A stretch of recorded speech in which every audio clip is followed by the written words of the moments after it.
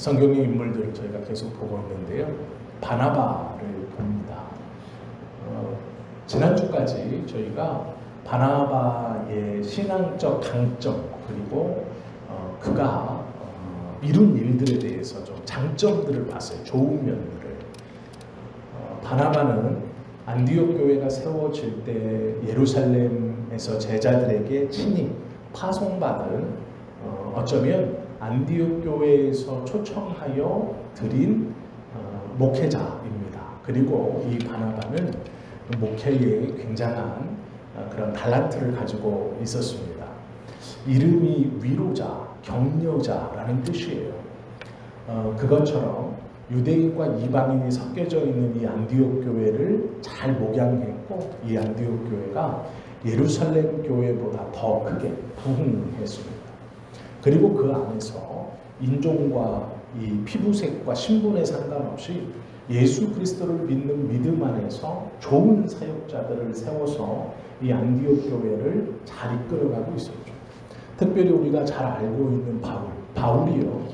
다메섹에서 예수 그리스도를 만나고 광야로 나가 약 3년 이상 광야에서 하나님의 말씀을 하나님과 교제하고 돌아왔다라고 생각하는데 그렇지 않습니다. 바울이 다메섹에서 예수님을 만나고요. 교회 공동체에서 떠났다가 다시 기독교 공동체 안으로 들어오는 시간까지 10년입니다. 약 10년 동안 바울이 혼자서 몸부림을 칩니다. 그런 그 바울에게 먼저 다가가서 그의 회심을 믿어주고 그 바울과 제자들을 연결시켜 주었던 것이 바나바입니다. 그것뿐 아니라 바울과 깊은 토론과 예수님에 대한 지식들 이것들을 계속 나누고 결국에는 안디옥 교회로 불러서 바울에게 안디옥 교회의 목회자로 사역할 수 있도록 기회를 주는 것도 바나바입니다. 또한 그들이 우리 교회가 어떻게 하면 하나님을 위하여 더 큰 일을 감당할 수 있을까라고 기도할 때 성령께서 안디옥 교회에게 바나바와 바울을 따로 세워 이제 선교사로 보낼 준비를 하라라는 음성을 들었을 때도 순종할 수 있을 만큼 그렇게 성도님들을 성숙하게 하나님 앞에 잘 양육했던 것이 이 바나바입니다. 바나바는 신앙적 장점이 굉장히 많은 좋은 신앙인이었죠. 사역에 있어서도 생활에 있어서도 흠잡을 것이 없었습니다. 그가 파송될 때 제자들은 이 바나바를 심성이 착한 사람입니다. 즉 심성이 착하다는 말은 성경적으로 온유하다라는 말인데요. 이 온유하다라는 말이 모세에게 쓰여진 단어입니다. 모세를 설명할 때 온유한 사람이다라는 말이 있거든요. 우리 생각에 온유하다라고 하면 좋은 게 좋은 거지 항상 허허허 웃고 이런 게 온유한 게 아니고요. 성경에서 말씀하시는 온유하다라는 건 말씀 안에 들어와 있는 것을 용납하고 말씀 밖에 있는 것을 용납하지 않는, 즉 이게 무슨 말이냐면 어떤 기준 안에 들어와 있을 때는 한없이 좋은 사람, 어떤 기준 밖에 있을 때는 이 기준 밖에 있는 것들을 과감히 정리하는 사람. 온유하다라는 말은 사람이 좋다라는 뜻이 아니고 기준이 분명하게 서 있는 사람이라는 뜻입니다. 특별히 모세에게 붙여졌을 때는 하나님의 말씀을 이루는 곳에 기준이 서 있었다라는 의미고 제자들이 바나바에게 썼을 때도 기독교의 복음 안에서 온화하다라는 의미입니다. 좋은 게 좋은 거라는 사람을 뜻하는 말이 아니에요. 바나바는 그만큼 제자들에게도 인정받고 있었던 그런 장점이 아주 많은 사람이죠. 오늘 이 갈라디아서 2장 11절에 보면 바울이 하고 싶은 얘기가 있어요. 어떤 얘기를 하고 싶냐면 먼저 오늘 이 본문을 보기 전에 그 당시에 유대인들이 갖고 있었던 유대교적 구원관과 유대인이었다가 예수님을 믿어서 그리스도인이 된 유대인들이 갖고 있는 이 구원이라는 것에 차이가 좀 있었습니다. 어떤 것이냐면 전통적 유대인들은 하나님의 율법을 철저하게 지켜야 구원받는다라고 생각했습니다. 그 율법의 대표적인 것이 몇 가지 있었는데 그 중에 하나가 할례였습니다. 남자아이가 태어나면 우리 한국말로는 포경수술처럼 성기 끝에 표피를 잘라내는 것이죠. 이 할례가 하나님께 선택받은 자의 표였습니다. 그래서 모든 유대인들은 이 할례를 꼭 행해야겠습니다. 그래야 아주 기본적인 구원받는 조건에 들어간다고 믿었습니다. 그래서 유대인들은 이 할례가 제일 중요한 것 중 하나입니다. 그리고 또 하나는 안식일을 지키는 것하고 절기들을 지켜가는 겁니다. 즉 유대인들은 이 할례와 안식일과 절기를 잘 지키는 것이 하나님의 백성의 기본이라고 생각했습니다. 안식일을 지키는 것 안에 해당에서의 예배, 즉 예루살렘 성전에 들어가서 올라가서 제사를 지내지 못하면 회당에 가서 제사가 아니라 예배를 드리는 걸로 대치했습니다. 그러나 큰 절기가 오면 그 회당 예배가 불충분하니 모든 이스라엘 사람들은 다 예루살렘으로 올라가서 대속죄일을 지나 유월절을 함께 보내고 다시 자신들이 사는 곳으로 돌아와서 그때부터는 다시 회당 중심의 삶을 사는 것이 구원받는 자의 조건이라고 생각했습니다. 이것이 전통적 유대인들의 구원이었습니다. 예수 그리스도를 믿는 사람들은 무엇이었냐? 바로 예수님을 하나님의 아들로 인정하고 그분의 십자가가 우리의 죄를 대신해서 짊어지신 것이고 이 예수님이 우리의 죄를 대신 짊어지고 죽으심으로 우리의 죄가 깨끗게 되었고 그걸로 끝이 아니고 예수님이 죽은 자 가운데 부활하셔서 승천하셨고 다시 오시는 것까지를 고백하는 것이 이 예수 믿는 공동체의 구원이었습니다. 그런데 문제는 초기 기독교 공동체 안에 어떤 일이 벌어졌느냐? 사도들도 유대인들이 가졌던 구원의 관점과 예수님을 믿어 구원에 이른다는 이 두 가지의 생각을 같이 갖고 있었습니다. 내가 유대인으로 어려서부터 지켰고 조상 때부터 지켜왔던 율법적으로 지켜야 하는 것 그것과 함께 예수님을 구세주로 믿는 이것이 합쳐져야 온전한 구원을 이룬다라고 생각했습니다. 이것이 초기 기독교 공동체 안에 자연스럽게 들어와 있는 것이었습니다. 그런데 어느 날 베드로가 놀라운 경험을 합니다. 하나님 앞에 하루에 3번 정해진 시간에 기도하는 건 유대교적 기도 행태입니다. 예수님은요 하루에 3번 기도하시지 않았어요. 성경에 보시면 예수님은 언제 기도하셨어요? 주무시기 전에 기도하셨죠.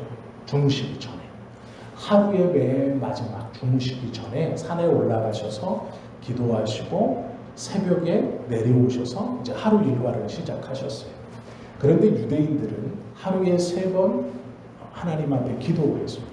그런데 사도행전에 보면 초기 예수님의 제자들이 하루에 3번 기도하러 성전에 올라가는 모습들을 써놨습니다. 이게 뭐냐면 예수님의 제자들도 유대인들이 가지고 있는 기도 생활, 특별히 하루에 3번 기도하는 건 일반인이 할 수 없는 행동이고요. 유대인의 제사장 그룹이나 랍비 그룹들이 하는 겁니다. 즉 예수 공동체의 예수님의 제자들 12명 모두가 다 어떻게 생각하냐면 초기에는 우리가 이제 이 공동체에 예수님을 제일 앞선 예수님이 제일 앞서 있고 우리가 그 뒤를 따라가는 12명의 제자, 즉 랍비들이라고 생각했어요. 자기들을. 그래서 유대인의 랍비들이 하루에 3번 시간을 내어 기도하듯 자기들도 그것에 따라 성전으로 올라가 기도하는 겁니다. 원래 제자들은요, 어부였고 세리였습니다. 하루에 3번 기도하던 사람들이 아닙니다. 그런데 십자가의 사건 이후 교회 공동체가 모이게 되고 예수님의 그룹에서 예수님이 승천하신 다음 그 자리에 올라선 제자들은 스스로를 지도자라고 생각했고 사도라고 생각했고 즉 이 말은 랍비라는 신분을 가졌다고 생각했어요. 그래서 유대인 랍비들이 하듯이 하루에 3번 정해진 시간에 성전에 나가 기도했습니다. 베드로도 어느새부터인가 예수 그리스도의 수제자로 예수님을 믿는 공동체를 이끌고 있는 리더가 되었습니다. 어느 날 기도하러 옥상에 올라갔습니다. 그리고 그곳에서 하나님께서 보여주신 환상을 봅니다. 너무도 유명한, 우리가 다 알고 있는, 기도하는 중에 하늘에서 보자기가 쫙 내려와요. 그 보자기가 쫙 펼쳐지니까 그 보자기 안에 여러 음식과 동물들이 있습니다. 베드로가 그 환상을 보면서 이 보자기 안에 있는 이 짐승들, 이 음식들, 이게 무엇일까라고 할 때 음성이 들립니다. 잡아먹으라. 베드로가 뭐라 그러냐면, 주님, 제가 율례를 쫓아 부정한 것을 먹지 않았습니다. 그런데 어찌 이 부정한 음식을 먹으라고 하십니까? 이 베드로 말이에요. 율례를 쫓아. 거기서 율례는 유대인들의 전통을 쫓아라는 말입니다. 베드로는 지금 예수 공동체의 리더인데 그의 머릿속에는 예수 공동체와 이 유대 공동체, 즉 유대교에서 신앙생활을 하던 유대교의 랍비들이 하던 유대인들이 구원관으로 삼던 것과 예수 공동체의 리더로서 구분 없이 그냥 이게 같이 있습니다. 하나로 붙어서. 그래서 너무 자연스럽게 이야기하는 것이죠. 주님, 제가 율례를 쫓아 이런 것을 먹지 아니했습니다. 그리고 먹을 수 없습니다. 이렇게 얘기해요. 그러니 내가 깨끗하다라고 하는데 어찌 네가 부정하다고 하느냐. 그 말을 딱 들었을 때 꿈에서 깨게 되고 아래층이 소란스러운 것을 알게 됩니다. 그리고 내려가니 고넬료가 보낸 시종이 와서 베드로를 찾죠. 고넬료가 누구냐 했더니 이방인입니다. 그런데 얘기를 들어보니 고넬료가 기도하던 중 하나님께서 그에게 나타나셔서 어디에 가면 베드로라는 자가 있으니 그를 초청하여 주의 말을 들어라, 이런 말을 합니다. 그래서 고넬료가 그 꿈대로 자신의 하인 중 믿을 만한 사람을 그 꿈에서 들은 대로 보내서 지금 베드로를 찾으러 왔어요. 베드로가 자기가 본 환상과 하나님께서 고넬료라는 사람에게 보여주셨다는 그 환상의 연관성을 깨닫습니다. 그리고 고넬료의 집에 가요. 그리고 거기서 복음을 전합니다. 예수가 그리스도이심을 전하는 것이죠. 그랬더니 그 고넬료의 집이 구원을 받고 그 안에 성령께서 강력하게 역사하심을 봅니다. 그리고 그 경험을 통해 베드로는 자기가 원래 가지고 있던 이 구별하지 못했던 구원과 이것에 대한 구별이 생깁니다. 이 사건은요, 여기서 끝나면 아무런 의미가 없어요. 그런데 이 사건의 마지막이 어떻게 되느냐? 그 고넬료의 사건을 겪고 베드로가 예루살렘으로 돌아와서 예루살렘 교회에 앉아 예수님의 다른 제자들과 함께 예루살렘 공의회, 즉 유대인들이 모이고 있던 공의회처럼 예수 공동체의 신앙인들이 모인 예루살렘의 본부를 둔 공의회가 있었습니다. 예루살렘 의회가 유대인들 말고 예수 공동체의 사람들이 모여있는 의회가 있었습니다. 이 의회는 예수님의 12명의 제자들, 그리고 초대교회 집사들, 그리고 이 예루살렘 공동체에서 유력한 사람들이 들어와 있는 총회 같은 것이었어요. 여기서 베드로가 우리는 유대인과는 다릅니다. 우리는 유대교와는 다릅니다. 우리의 구원은 오직 예수 그리스도를 믿는 믿음으로만 이루어집니다. 라고 공표해요.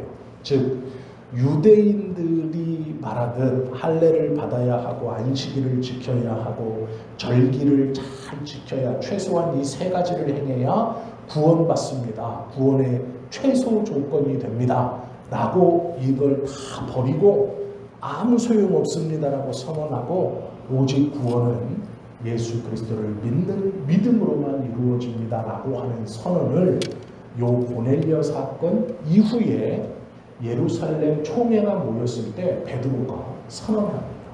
그래서 유대교와 이 예수 공동체가 구원관으로 나누어지게 되는 출발점이 베드로의 이 선언에서부터 출발되어집니다. 베드로가 했던 이 고넬료의 경험은 그의 구원이 완전히 유대교적 사고를 벗어내고 예수 그리스도를 믿는 믿음으로만 이루어진다는 진정한 복음으로 다시 일어서는 출발이 되는 것이죠. 이것을 통해 더 이상 기독교, 초기 기독교 공동체는 그전에는 당연하듯이 회당으로 갔어요. 예배드리러 하나님의 말씀을 나누러 어디로 갔냐면 자연스럽게 회당에 갔습니다. 그런데 베드로의 이 선언 이후로 유대인들이 구원받는데 너희들은 할례를 안 받느냐? 너희들은 안식일을 지키지 않느냐? 그 율례들과 절기들을 지키지 않느냐라고 했을 때 이 기독교 공동체 리더들이 뭐라고 했냐면 우리도 지킵니다. 우리도 지킵니다. 그러나 그것이 중요한 것이 아니고 우리가 존중하고 지키지만 하나님의 말씀이기 때문에 지키지만 구원은 오직 예수가 그리스도이심을 믿는 믿음으로만 이루어집니다. 그때부터 유대인들은 회당에서 예수 믿는 자들을 축출하기 시작하고 쫓아내기 시작합니다. 그리고 회당에서 쫓겨난 이 예수 믿는 사람들이 가정집에서 공동체를 이루어 모이기 시작한 것이 교회의 출발입니다. 그 출발이 어디냐? 베드로의 이 선언부터입니다. 고넬료의 사건을 경험하고 그가 복음에 대해 완전히 정립하고 하나님의 뜻이 무엇인가를 분별한 후 예루살렘 총회에서 그것을 선언했을 때부터 유대인과 기독교인들이 나누어지기 시작합니다. 그런데 고넬료의 사건을 겪었고 총회에서 그 구원에 대한 이야기를 한 후 몇 년이 지납니다. 그러면 벌써 유대인들과는 대면대면한 사이가 됐어요. 유대인들은 기독교인들을 미워합니다. 쟤들은 하나님의 구원을 망치는 자들이에요. 할례가 중요하지 않다고는 안 하지만 할례보다 예수님을 하나님의 아들 구세주로 믿는 믿음으로 구원받는다? 말이 안 되는 것이죠. 그래서 유대인들은 예수님을 믿는 사람들을 핍박하기 시작합니다. 그런데 이렇게 몇 년이 흘렀습니다.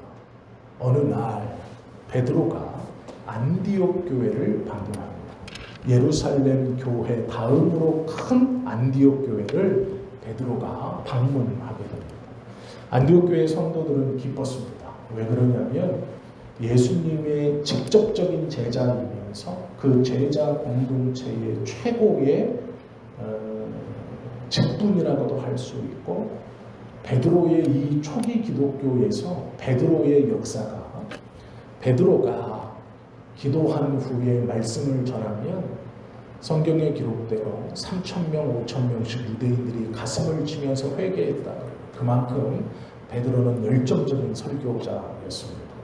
예수 그리스도에 대한 확신에 차서 말씀을 전하는 그러한 목회자였습니다.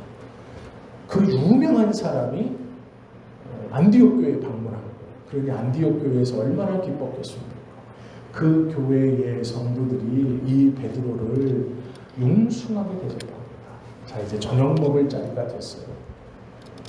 저녁을 먹으면서 교제를 하고 있는데 예루살렘에서 예수님의 동생이 예루살렘 교회 대표였어요.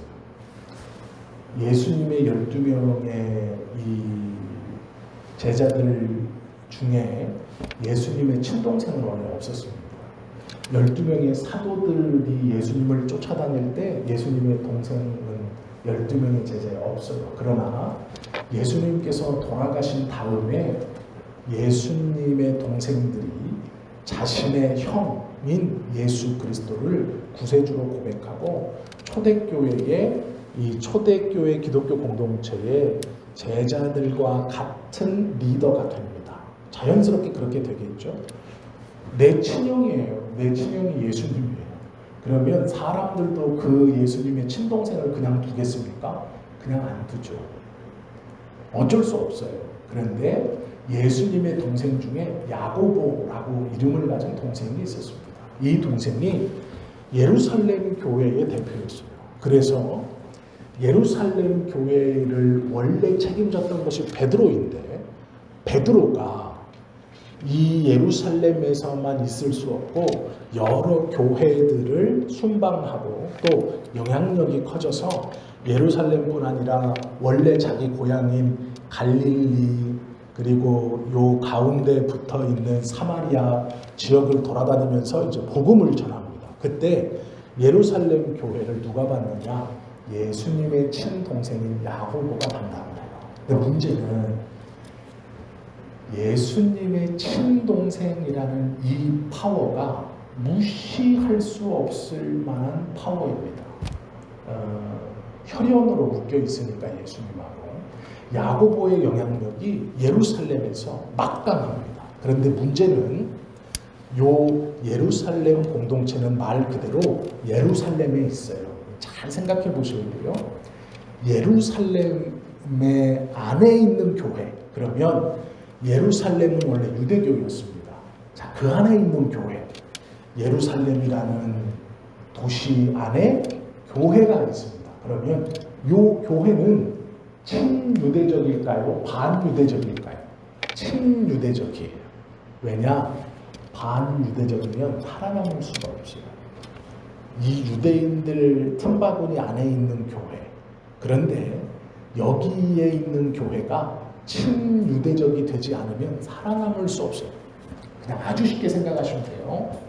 미국에 한인교회가 있습니다.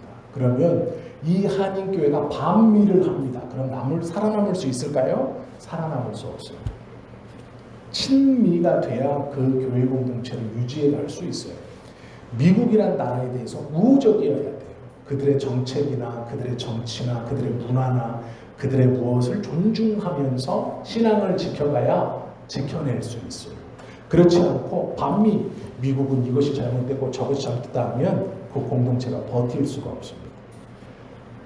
중국도 마찬가지입니다. 반중 정서를 드러내지 못해요. 교회는 말을 하지 않습니다. 비판하지 않아요. 왜요? 그것이 지역교회의 한계, 그곳에 있는 교회의 한계. 야고보는 친유대적인 성품을 갖고 있었습니다. 그리고 예루살렘 교회는 그럴 수밖에 없어요. 예루살렘 교회는 대부분의 성도가 유대인들입니다. 유대인이었다가 예수님을 믿는 사람들이에요. 그러니 예루살렘 교회의 성도의 분포를 보면 유대인이었다가 예수님을 믿는 것이 99%예요. 거의 100%. 유대인들만 모여있는 기독교 공동체입니다. 그곳에서 야고보가 베드로를 찾으러 사람들을 보냅니다. 어디로 보냈냐면 안디옥 교회로 보냈어요. 베드로가 안디옥 교회에 방문하여서 안디옥 교회 성도들과 잘 먹고 마시다가 야고보가 사람들을 보냈다는 말을 듣고 하고 그 자리를 피합니다. 오늘 본문이에요. 그게. 그 자리를 피해요. 베드로가. 왜 피했을까요? 예루살렘에 있는 야고보가 보낸 사람들, 예수님을 믿지만 유대교적 배경이 강하게 있는 어쩌면 보수적인 그 시대에 봤을 때는 보수적인 기독교 그리스도인이 이방인과 먹고 마시는 베드로를 찾으러 온 거예요. 베드로가 그 얘기를 듣고 그 식사 자리에서 도망을 칩니다. 빠져나와요. 유대인의 관습에는 이방인들과 한 상에서 먹고 마시는 거를 하지 못하게 하는 법이 있습니다. 이게 법이에요. 법. 출애굽할 때 하나님이 광야에서 만들어 내려주신 법 중 하나예요. 이방인과 한 상에서 먹으면 안 돼요. 이것이 관습법으로 계속 나오는 거예요. 유대인들의 전통으로 계속 있는 거예요. 베드로는 고넬료 사건을 거치면서 구원이 민족이나 혈색이나 피부가 아니라 피부색이나 핏줄이 아니라 예수 그리스도를 믿는 믿음으로만 이루어진다고 선언했고 그 경험을 갖고 있어요. 그런데 안디옥 교회에 방문했을 때 야고보가 보낸 사람들이 왔다라는 말을 듣고 그 자리를 도망칩니다. 바울이 그 얘기를 들었어요. 그래서 오늘 본문처럼 베드로를 책망할 것이 있다 이렇게 얘기해요. 바울은요 분했습니다. 화가 났어요. 왜 그랬냐면 복음 안에 차별이 없어야 한다고 설교하고 가르치는데 그 안디옥 교회 성도들과 밥을 먹다가 예루살렘 교회에서 야고보가 보낸 사람들이 왔다라는 말을 듣고 도망쳤다는 것은 이 안디옥 교회 성도들에게 큰 상처를 주는 일이었어요. 그러지 않겠습니까? 특별히 안디옥 교회는 바울이 목양했던 교회이고요. 이 안디옥 교회는 바울을 선교사로 파송했던 교회예요.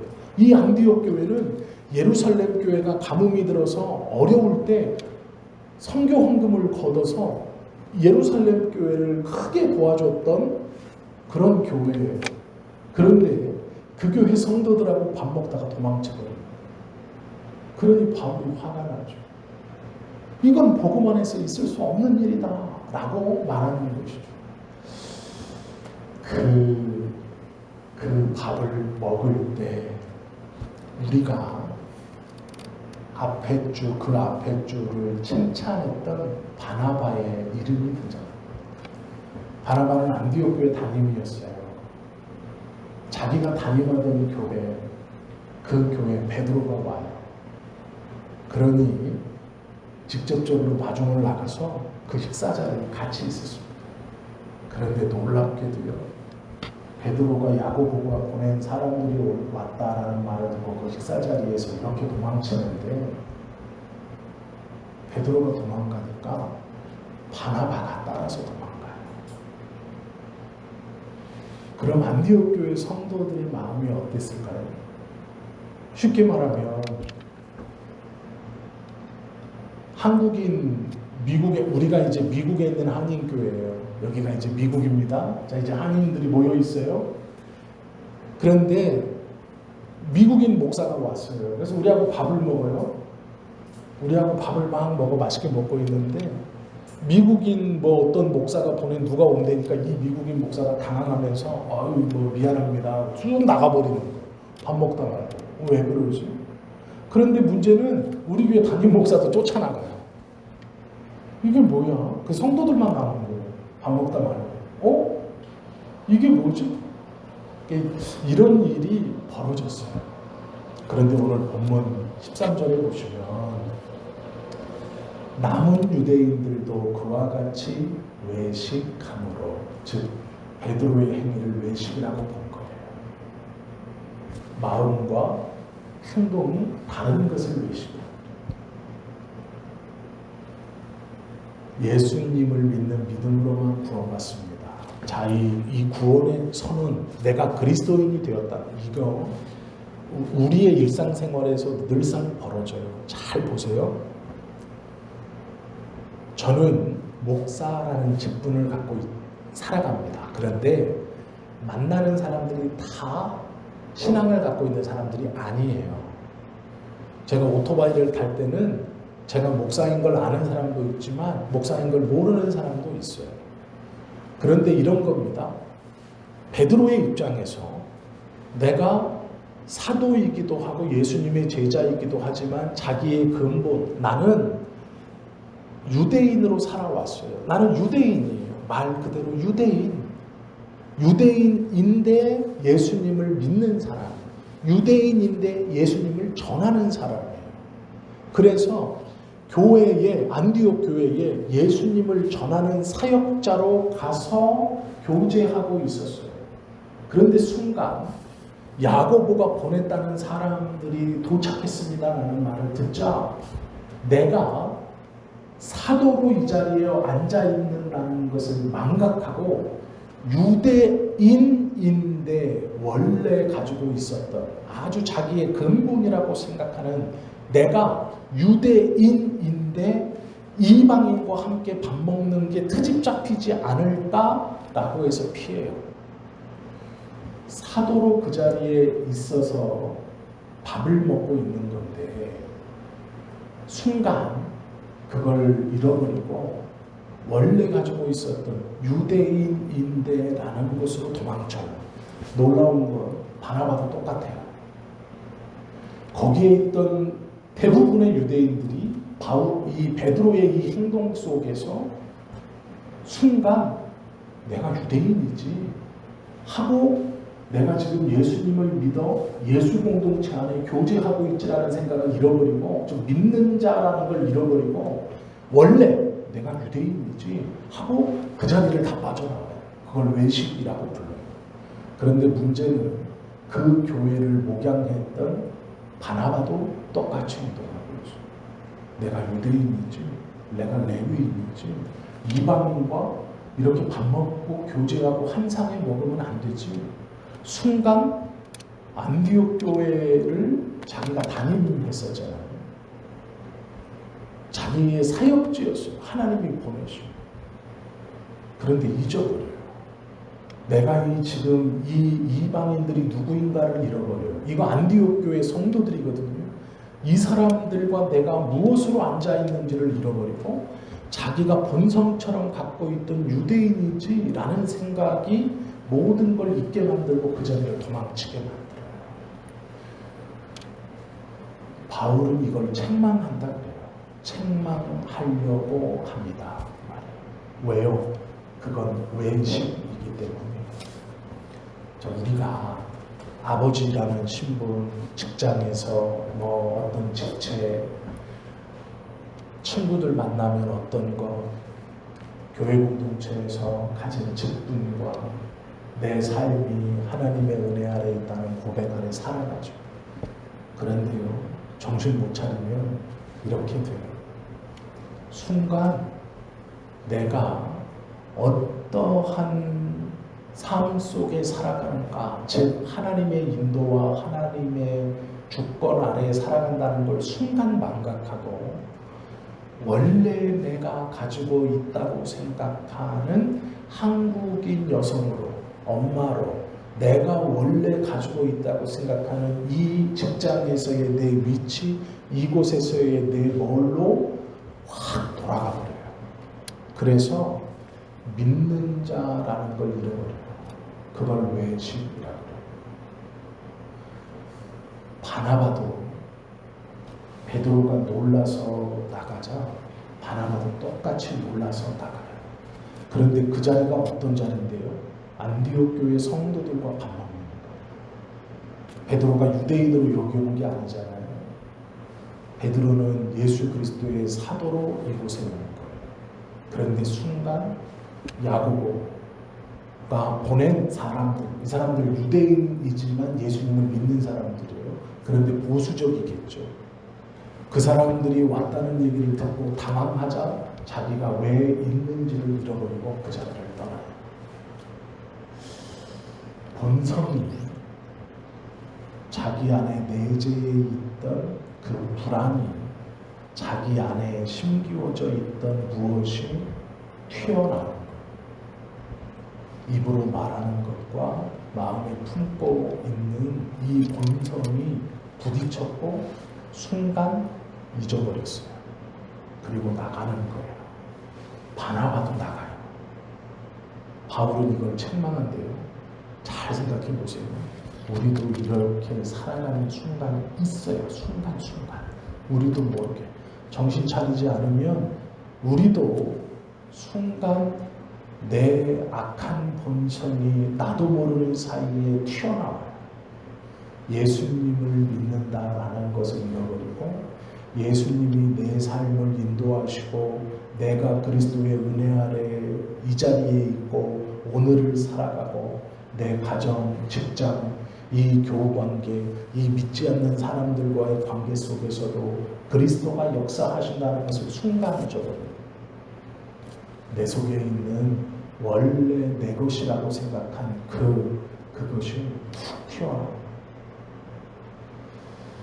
이것이 외식이에요. 우리가 기도하면서 우리의 육신의 생명이 끝날 때까지 주의하고 경계해야 돼요. 이것이 튀어나오지 않도록. 성경은요, 유혹받았다고 표현하고 있어요. 오늘 13절에 보시면 유혹을 받았다 이렇게 말해요. 남은 유대인들도 그와 같이 외식함으로 바나바도 그들의 외식에 유혹되었느니라. 유혹은 틈을 보이면 일어나는 거예요. 우리의 육신의 생명이 끝나는 그날이 언제일지는 모르지만 우리의 마음속에 떨쳐버리지 못했던 이것이 나인 것처럼 여태까지 이렇게 살아왔잖아. 이게 나야. 예수 믿는 것은 그런 너가 예수님을 믿는 거야 라고 말하면서 이것이 툭 튀어나오는 그 외식이 고백하는 것과 다르게 사는 어떤 모습이 갑자기 툭 튀어나오고 이것을 성경은 유혹받았다라고 해요. 유혹은요 물리칠 수 있습니다. 성경은 기도하는 자는 유혹을 물리칠 수 있다고 얘기해요. 평소에도 우리가 기도하면서 깨어 있어야 하는 이유가 그거예요. 오는 사자와 같이 사단은 삼킬 자를 두루 찾고 있어요. 입을 벌리고 깨어 기도하지 않으면 파수대가 아무리 높아도 그 파수꾼이 파수대의 꼭대기에서 지켜주지 않으면 망대가 아무리 좋아도 쓸모없는 것처럼 우리 주님이 지켜주시도록 우리를 그 유혹에서 지켜주시도록 우리가 기도하고 깨어있기를 하나님 앞에 간구하고 사모해야 하는 이유입니다. 안디옥 교회 성도들과 기분 좋게 그리고 기쁨의 시간을 보내는 그 시간 자신도 모르게 자신의 밑바닥에 숨어있던 무엇이 툭 튀어나와요. 그리고 믿음의 형제 자매들을 슬프게 합니다. 아프게 해요. 큰 상처를 줘요. 이들만이 상처일까요? 베드로도 바나바도 부끄러웠을 거예요. 시간이 얼마 지나지 않아서 바로 자기들도 느꼈을 거예요. 잘못했다는 걸. 그거 아무것도 아닌데 야고보가 보낸 사람들 그 식사 자리에서 기쁨으로 맞이해도 되었을 것인데 자신의 마음속에 저 밑바닥 어딘가에 본성처럼 숨어있던 게 툭 튀어나와요. 우리의 삶에서 이런 모습들이 일어나면 안 됩니다. 어떠한 경우에나 내가 아무리 화가 나도 내가 아무리 억울해도 이게 툭 튀어나와요. 아무리 당황스러워도 그 유혹에 넘어가시면 안 돼요. 넘어가지 않는 방법은 기도함으로 간구하고 깨어있는 것밖에 없다라고 성경은 말씀하십니다. 바나바가 베드로가 아차하는 이 실수가 우리의 삶에서 일어나지 않으면 좋을 것 같습니다. 일어나겠지만 일어나지 않을 수 있도록 하나님 앞에 간구하고 기도하여서 이런 잘못된 유혹들이 우리가 빠지지 않도록 그런 저와 여러분 되실 수 있기를 예수님의 이름으로 축원합니다. 기도드립니다.